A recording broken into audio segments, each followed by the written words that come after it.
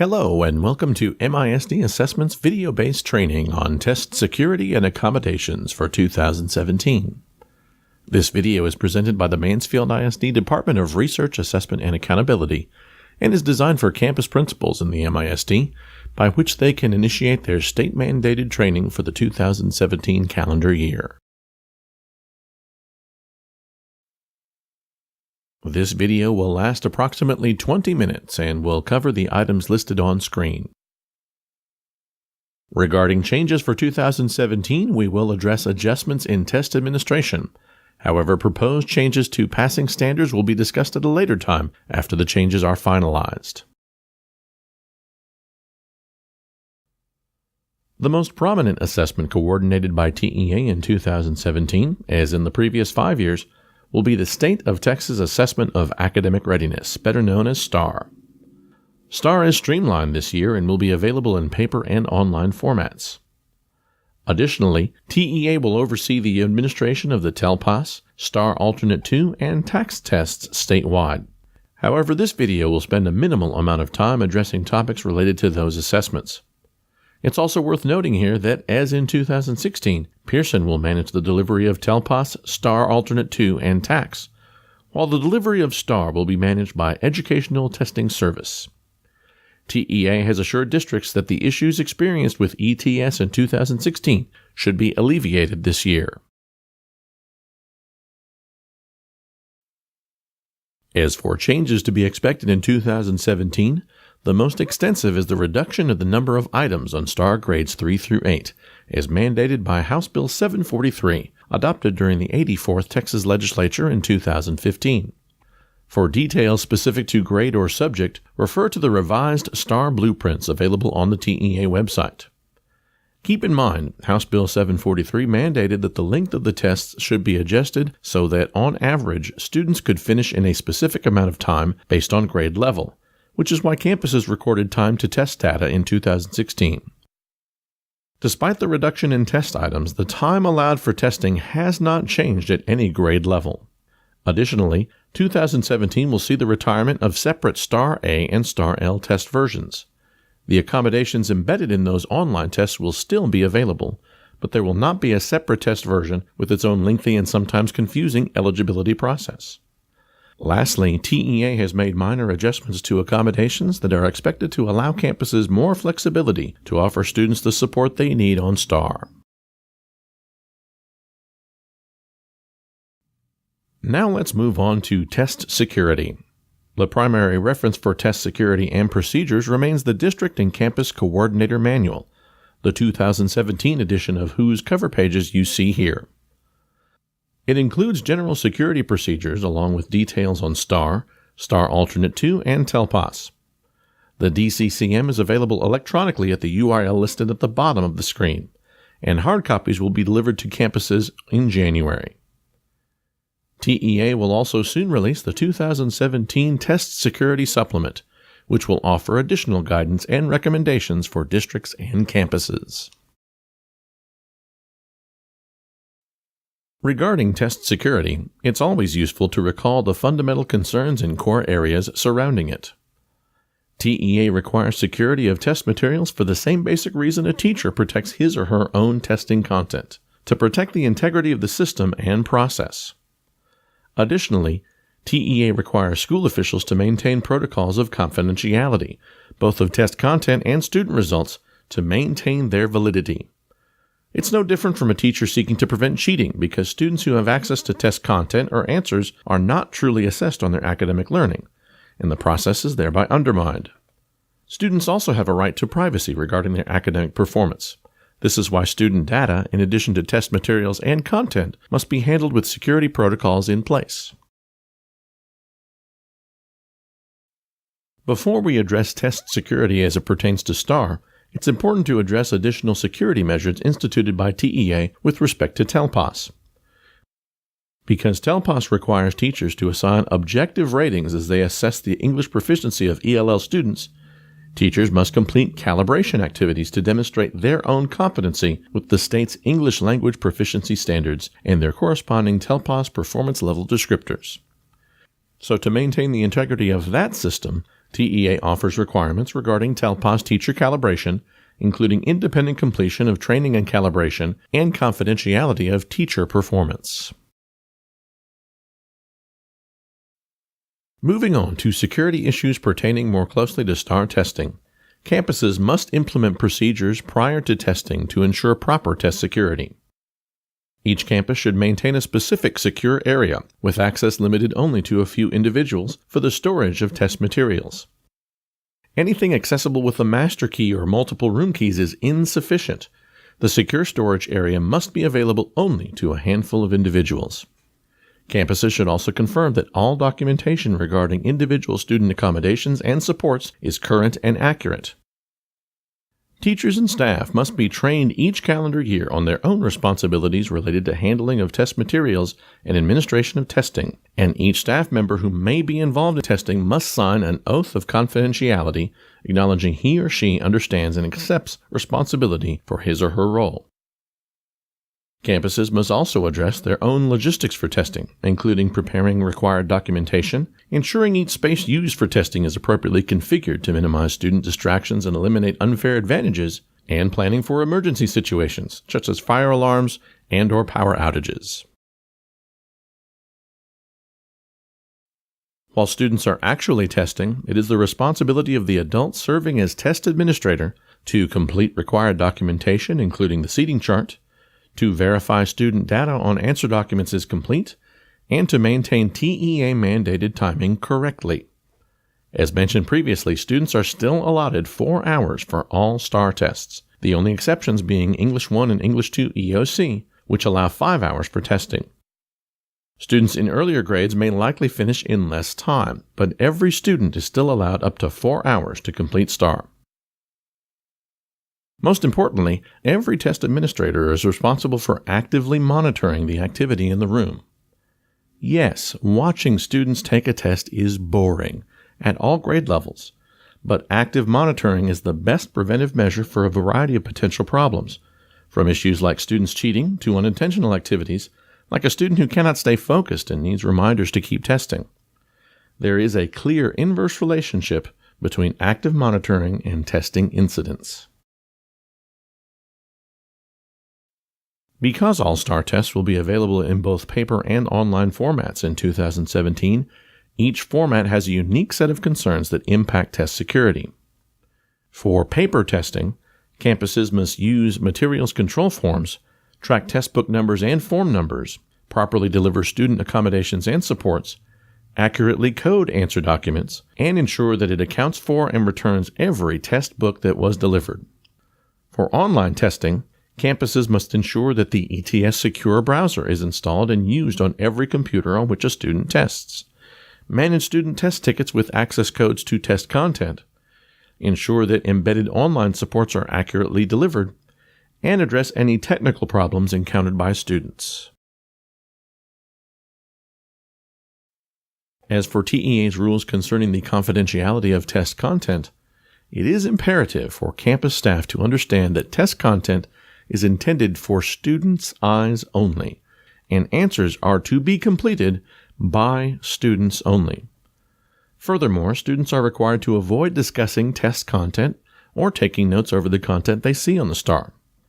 And certainly, no teacher should ever look inside a test book or even ask students, what did they ask on STAR? Having said that, TEA does sometimes allow photocopying or viewing of test content, but anyone authorized to do so is forbidden from sharing or revealing content, and the Oath of Confidentiality even has a separate section for test administrators who read the test to students to attest that they will not reveal or discuss items on the test. This frame shows the items to keep on file after a test administration. TEA has not changed any requirements here for 2017. The list remains the same and the time frame remains 5 years. As in years past, MISD assessment will provide a form by which each campus must document its test security procedures. Our office will ask for only one test security documentation form for calendar year 2017, unless any procedures change from primary administration to retest administration. Ideally, none of us will have to worry about this frame because everyone will follow procedures properly and no incidents that may be irregularities will occur. But it's not a perfect world, so we need to understand what to do if imperfection rears its ugly head. First, remember that serious irregularities involve an intentional breach of test security principles. These should only occur rarely, if at all.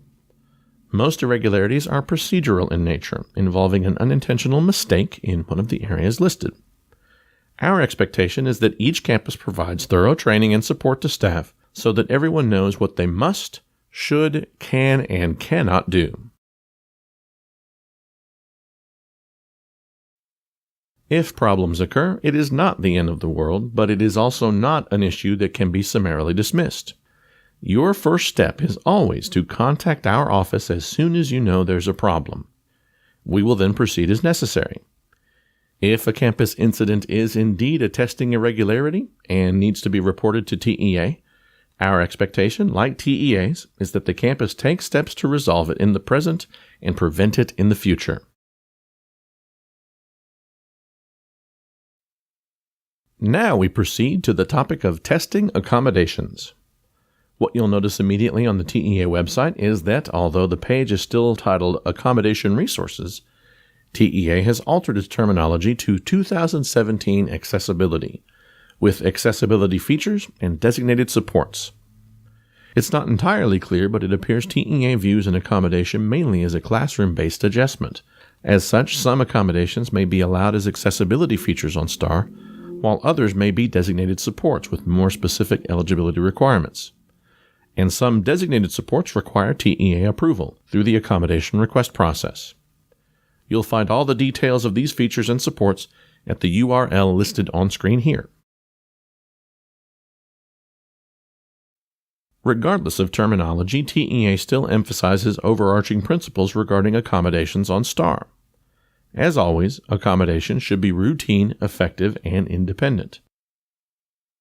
In other words, students should use the accommodations regularly and on their own, and there should be evidence that doing so improves learning and academic performance for the student.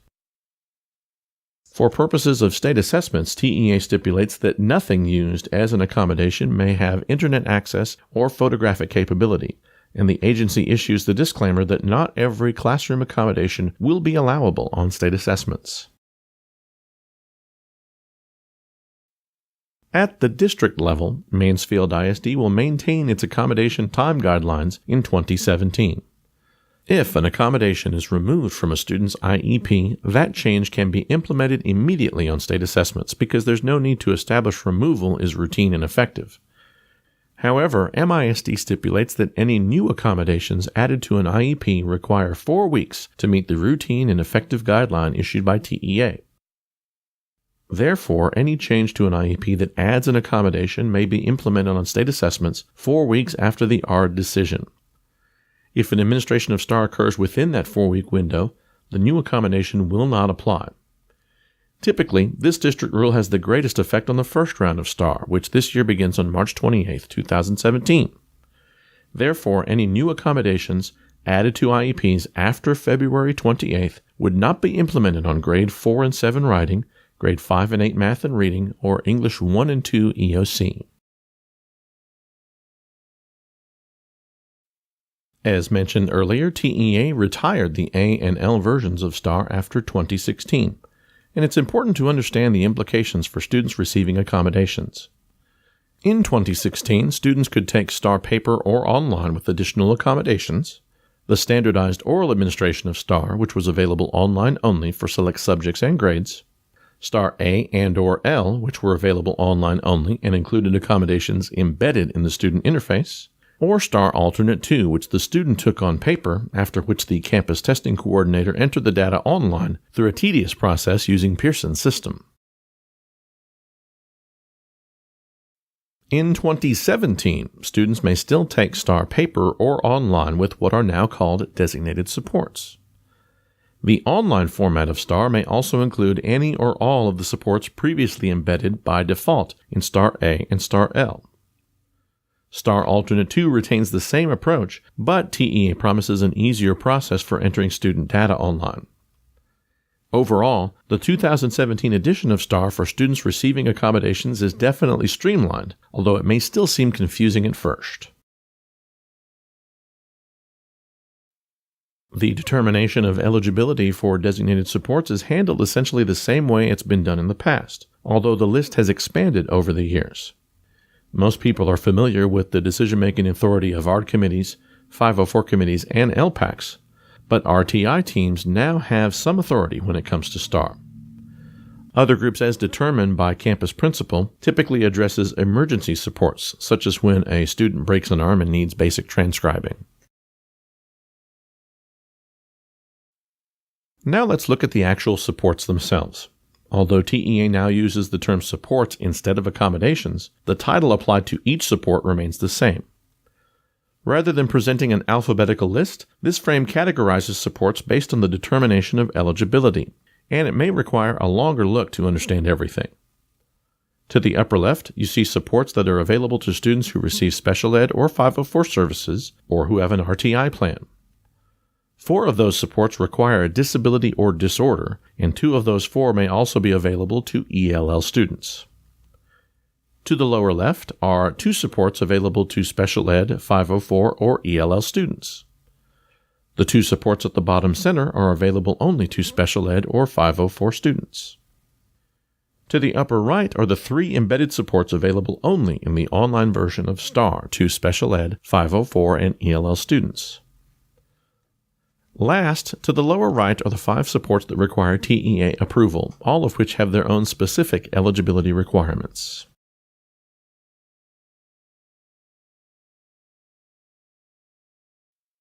At this point, you may have questions based on experience in previous years, because there are items that seem like they're missing now. What's really happened is that those missing items have proverbially graduated to a new status. What used to be specifically defined as linguistic accommodations are now included either within designated supports or within accessibility features, which will be discussed here shortly. As mentioned previously, Star A and Star L are retired, but the 3 supports embedded in those versions are now available separately in the Star Online format. A given student could receive 1, 2, or all 3 of those supports.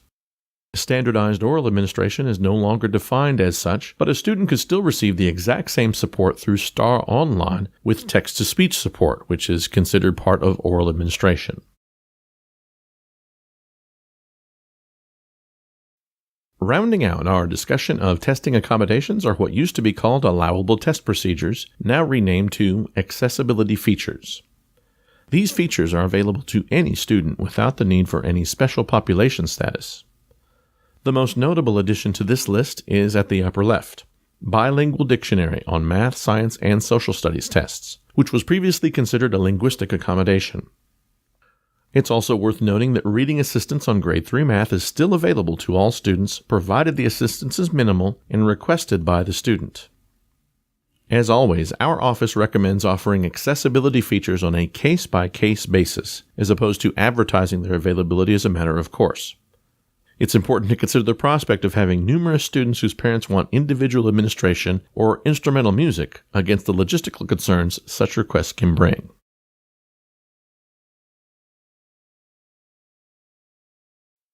And as always, the job of MISD assessment is to provide guidance and support to you, so feel free to contact us if you have questions. We also encourage you to make use of our informational resources on the web, including our website, our iTunes U course, and our YouTube channel, or you can follow us on Twitter at MISD Assessment.